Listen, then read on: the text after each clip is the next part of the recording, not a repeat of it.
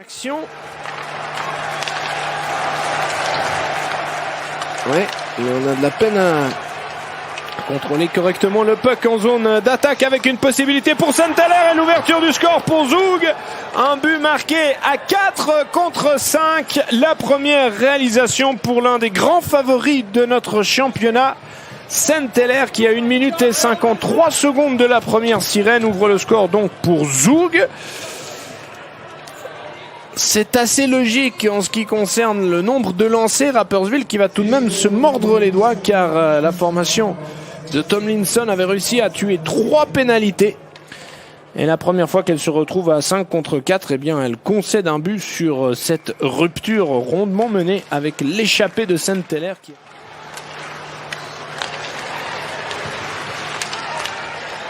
Possibilité ici avec l'égalisation pour Jérémy Vick, l'ancien attaquant de Genève Servette. C'est pas immérité au vu de l'énergie déployée par les Rouges dans cette rencontre. Le premier but de la saison pour Vick et qui lui a amené beaucoup d'engagement lors de chacune de ses présences. On revoit cette action diablement bien construite avec une superbe passe de Dufner qui a littéralement offert le but. On revoit Duner, Dufner, Vick, le gardien de cette rencontre. Zender. Zender qui a pu profiter d'un relais avec Leuenberger. C'était bien fait. Cadonneau, il n'a pas osé frapper à la Talo qui lui tire. Il cherchait la déviation de Zender. Il va finalement trouver le numéro 12 derrière le but. La frappe de Cadonneau, erreur de Nifeler est totalement contre le cours du jeu cette fois-ci. Eh bien, Zoug reprend une longueur d'avance. Dommage pour les Rouges qui depuis de longues minutes maintenant dominaient cette confrontation. Nifeler a été parfait sur l'entame de la rencontre. Mais cette fois-ci, il laisse filer une rondelle qu'il aurait certainement dû capter. Alors qu'on revoit l'action précédente. Et puis là, la passe de Zender, le tir de Cadonneau.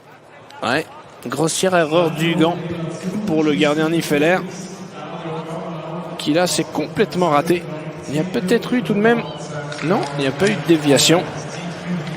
Le but pour Claudio Cadonneau. 2-1 donc pour Zoug et Cadonneau qui marque pour la première fois avec ses nouvelles.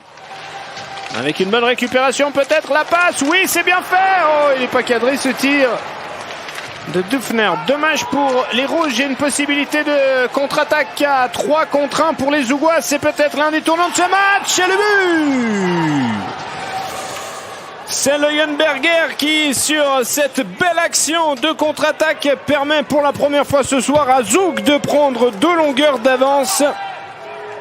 Les Saint-Gallois indisciplinés sur leur repli défensif, favorisant ainsi cette attaque à toute vitesse.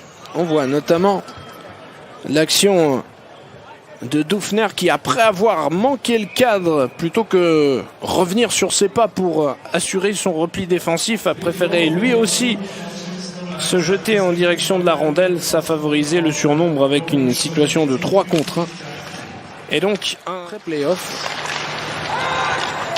Puisque cette année, vous le savez, on jouera une sorte de 8e de finale entre les équipes classées entre la 7e et la 10e place, mais la réduction du score, la voici avec Egenberger. Regardez son sourire, c'est magnifique, et sa détermination. Le match n'est pas terminé. Nando Egenberger pour son premier but de la saison d'un tir précis du poignet. Et voilà Rapperswil relancé dans ce duel contre Zoug. On va revoir. Il y a eu ce duel gagné à la bande et un excellent travail de Kevin Clark.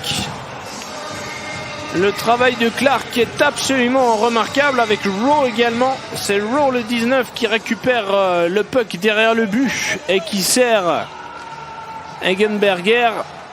Chapeau à Rowe. Alors, coup de sifflet.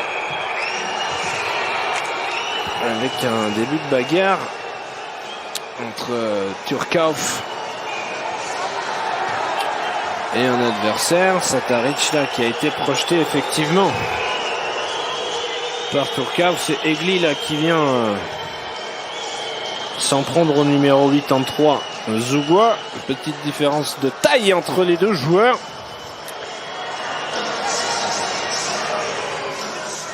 Et Turkov qui va prendre la direction.